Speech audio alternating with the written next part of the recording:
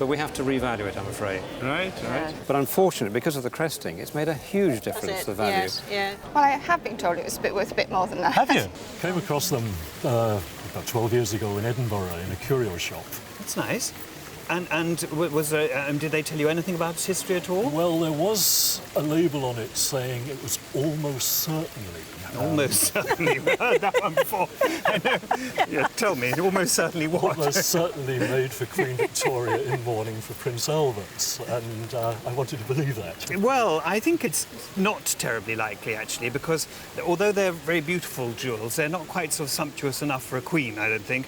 And it's called champ levé enamel, which means literally a raised field, and the enamel fills the reserves where the engraving tool has gone. And it's picked out rather nicely with these crowns, and I think probably the crowns have given rise to the idea that this is a piece of royal mourning jewellery. It's rather interesting that you bought them in Scotland because they're set with cairngorms. And of course Victoria and Albert had very strong associations with Scotland, and they enjoyed finding these raw rock crystals and having them polished, and it created something of a craze at that time. I think there's a very strong possibility that they are mourning jewels for Prince Albert, but they may have been made to a royal order to be given to somebody of lesser stature, and my guess is that these are probably for a particular lady at court. Prince Albert died in 1861, and the Queen was utterly grief-stricken.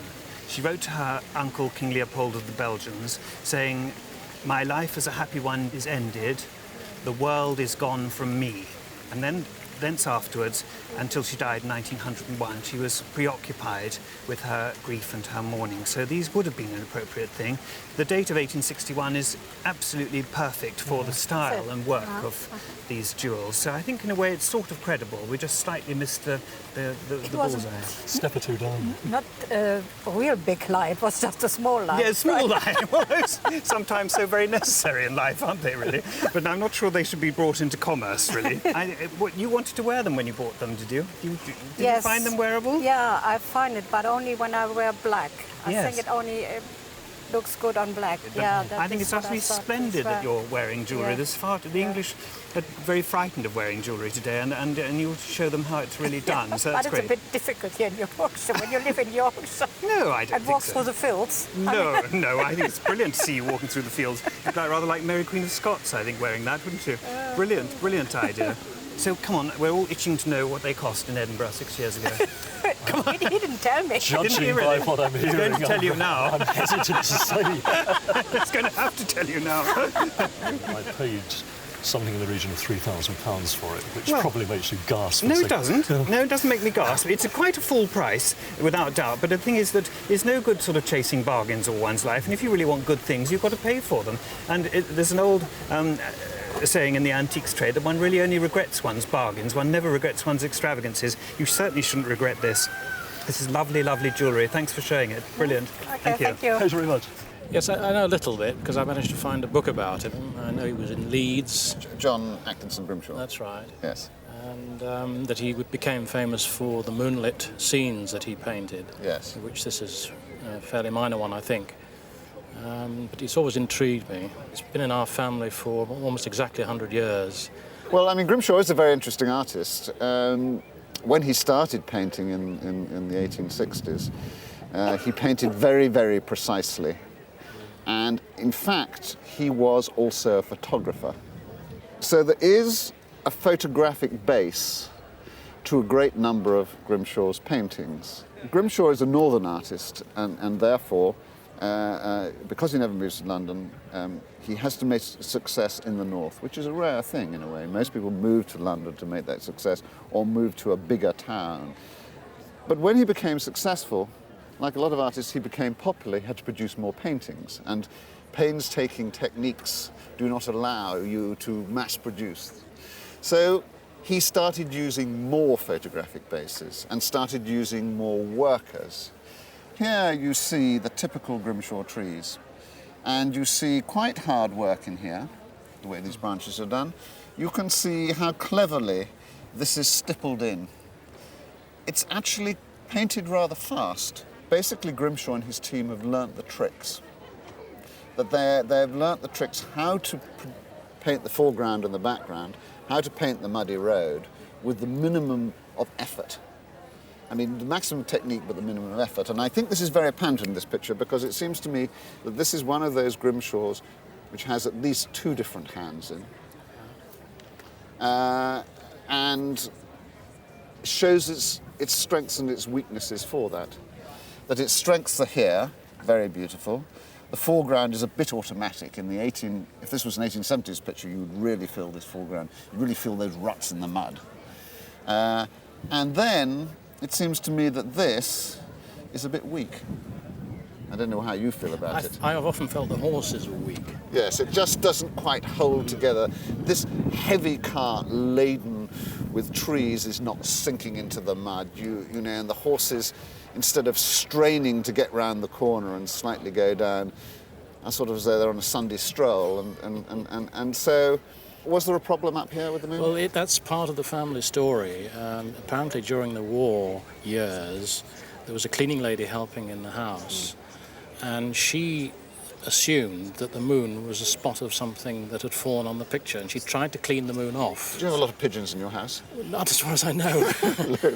As soon as you explain it, then we can see why the moon doesn't balance with the rest of the picture, which it would have done. And she's not only had a good scrub here, she's actually removed, I would suggest, a slight tone from over the whole thing, so that this circle, or the aura of the moon in the mist, has actually come to prominence. Because when an artist finishes a painting, what he does, he balances with usually pure glazes over the surface. And in this case, this stands out like a sort of archery target. It's a Grimshaw showing his feeding the mass market rather than painstakingly painting the best pictures. Price, I would have thought more like £15,000. 15. I mean, if it was a great Grimshaw, we'd be talking 30, so I'm going to say 15. It's obviously a small, relatively minor work. But, that's very interesting. Thank you very much. Do you know what date this is? No, I don't know. I know how long ago I bought it. I bought it 30, 35 years ago.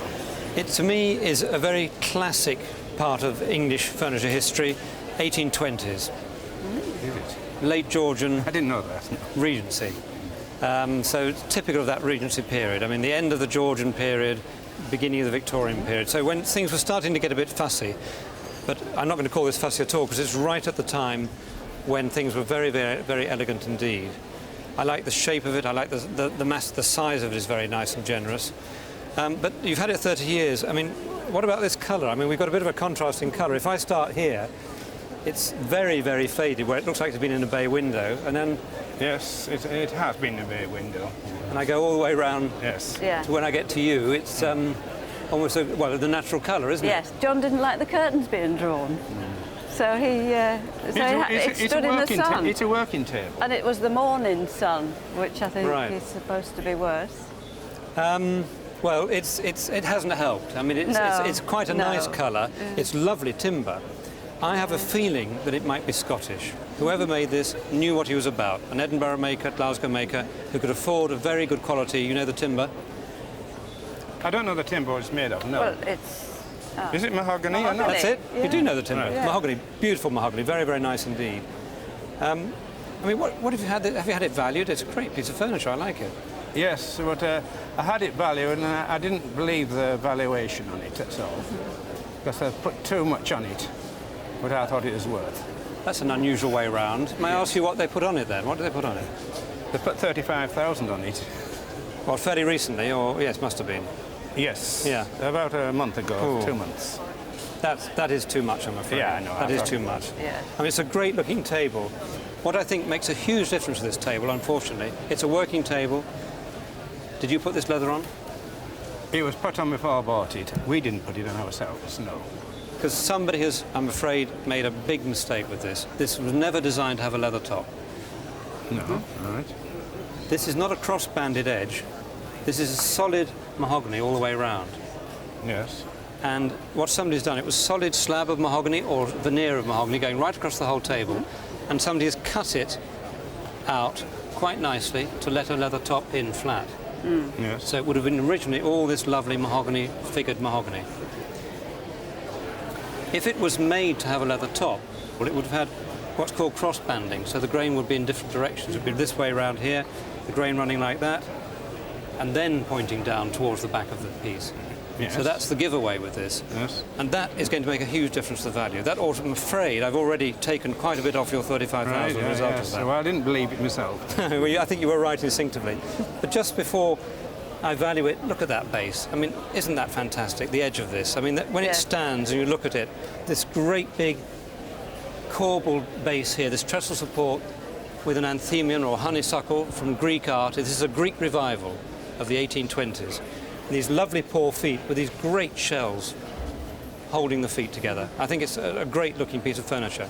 Yes. I can see somebody like it, I can see you falling in love with it, and I can see you using it and enjoying it. But we have to revalue it, I'm afraid. Right. Minimum of 10, possibly 12,000 is more realistic. Yes. Because it's great. Yes. And you've obviously had fun over the last 30 years. But what did you pay for it then? When I bought it, I paid £600 for it. Oh, if only we could all go back in time. Yes. Thank you very much. Right, thank you. This cresting here is completely wrong. I think it's been made specifically to go on this chair to replace an earlier cresting for whatever reason. The other one might have been broken, damaged or lost or something like that, or simply offended whoever it was. Yes. Or also there's a third dimension for that. A lot of this period oak furniture was carved up in the 19th century.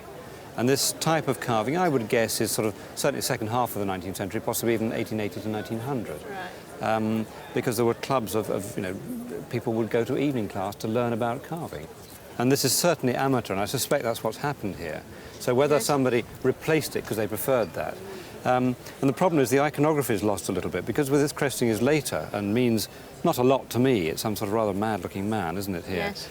But was it bought in this part of the country? I mean, what, in Yorkshire or Sheffield? In Sheffield, right. Yes. Because there's something about this back, certainly the square panel back, and more importantly, the marquetry here is more typical of Yorkshire, or more specifically Leeds.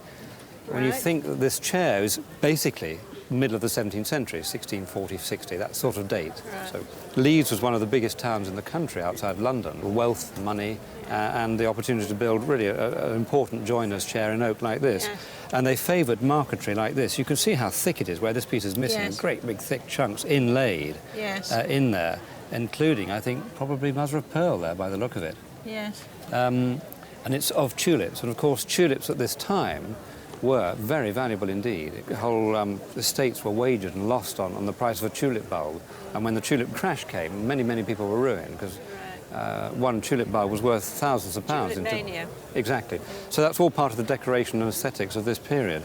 But when you look here, it's interesting, because with the cresting later, when you look at these denter or teeth mouldings, as they're called, these are clearly, this shiny colour here is not 17th century.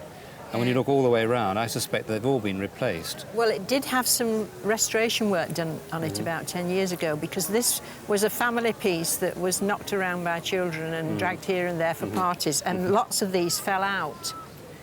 What do children do in a party on this? Oh, they Dance sit on it, you know, the birthday person. Oh, right, at the head king's of the chair. table. Yes, oh, lovely, lovely. But there are lots of wear on the arm. It's nice, genuine wear, perfectly genuine 17th century arm. And again, very nice decoration down here. The front and the sides have got this nice lunette, as it's called, incised carving, which is all perfectly period and genuine. Often has been copied in the 19th century when people were carving up with plainer oak pieces, but this is all perfectly genuine, in my opinion. The problem is his values. I mean, it really is a problem. Dramatically altered, I'm afraid, by the back. If that cresting was right, I can see that in a shop for sort of £4,000, possibly even more, something like that. But unfortunately, because of the cresting, it's made a huge difference to the value. Yes, yeah. And it might be more realistic to put only £1,000 on it. Right. Just because of that, unfortunately, major alteration. Yes. How long have you actually been collecting Noritake porcelain? About a year and a half. But the original piece that I started with was my mother's, which I've had about 30 years, something like that. Which is you brought it with you? These two vases. This pair? Yes. Okay. She actually swapped me because she fancied the pair that I had, so we swapped. And I had a large mantelpiece which to fit on. So it took you 30 years really to get into the idea of collecting the stuff? Yeah, we never knew what it was at all. It had, we'd never heard of it. So we just happened to see some other pieces with the same mark on. Okay, so what was the first purchase? was the bowl. This bowl here. Yes. I think what is remarkable about Noritake is that 25 years ago, you couldn't give the stuff away. No. Nobody wanted it. And then, you know, we'd get the odd American turning up and buying it, and it really has become very much a sort of a US-dominated market. Yes. However, having said that, I know that you're aware that there is a UK collectors club. Yes, there is. Yes. And there's a lot more information coming out about Noritake. Yes. What is great about Noritake, I think, is the fact that it was very much an international concern. Yes. Because the design team were in New York, Yes. headed by an Englishman, Yes. making porcelains in Japan Yes. for the European and the American market. Yeah. So it was all very clever. Yeah. We think of international companies today. They did copy a lot of other styles. I mean, there's quite a bit that's on the style of Wedgwood as well. Oh, yes. So there's quite a lot of different styles. Well, the one to look out for is the abstract designs that you often get on plates, designed by none other than Frank Lloyd Wright. I don't like it. You don't like it? No, I like the pretty pieces. Oh, do you? Rather. Right, you've got definite set views about what you want to collect in your Noritake. Yes. I think where they win is, as with that bowl and this piece, whereas in Staffordshire in the sort of 1920 period, much of what was being mass produced was being transfer printed. Right. Noritake went one better, Yes. and they actually hand painted pieces. Yes. Now, if we look at this, you know, each one of those roses is entirely hand painted. Yes. And that makes it special. Also, they didn't go easy on the gilt as well. So it's what I call bright and bonny. Yes. I've got to say that the pair of vases quite splendid. Yes. I think that, I don't know how much you paid for them, but if I can just say that I would expect today that you would have to pay around about £200 to £250. Yes, we paid £210 for them. So That was a near one, wasn't Yes. it? And all I can say is thank you for sharing a little bit of early 20th century Japan with us here in Hartlepool. Lovely, you're Thank you. welcome. Thank you. Well, at an old people's home, and they were, someone came into the home, and sort of all the stuff from the house was put into a fair, and I bought it out to the fair for about 20 pence. Right. Biscuits, when they first came on the market, were often sold in elaborate tins and packaging, I think really to promote the biscuits. And by the 1920s, 1930s, you could buy trains, planes, you name it, a biscuit tin was made in that form. Now this, of course, has meant that people have lost interest in the biscuits, but of course they collect the tins. Yes. Now here we have one called the Meteor, a racing car of the 1930s. It's very loosely based on a car that was driven by Sir Henry Seagrave, but only up to a point. And it's a very stylish, streamlined image in wonderful sort of flowing colours. And as you go along, I like the way the wheels have this sort of dynamic pattern to them. Inside would be the biscuits. What have we got? Oh, no biscuits, but we've got some woodbines. We have. So you can have a smoke if you can't have a biscuit. And of course, many of these then were thrown away when they were empty. They were simply a novelty item. As a result, they're quite rare. Collectors are very keen to buy them. They've been documented. There was even an exhibition in the V&A in London years ago on biscuit tins. The remarkable thing about this one is that it is effectively brand new. There's very little marking on it. The only thing missing is there would have been a headlight there with a switch here, and so you could actually push it along in the dark with the headlight glowing, which would have been more exciting. But otherwise, it's pretty immaculate. Now, great car, great 1930s styling, 20p. Yes, 20p. So I think it's worth quite a bit more than that now. I think you did very well. How about £200? Do you think that sounds good? Well, I have been told it was worth a bit more than that. Have you? Yes. What were you told? Well, about 1,000. No. No. I think that's a bit... I would say that was too much. I would say in the condition it's in, with the light and everything like that missing, 200 or 300 would be about right. Yeah.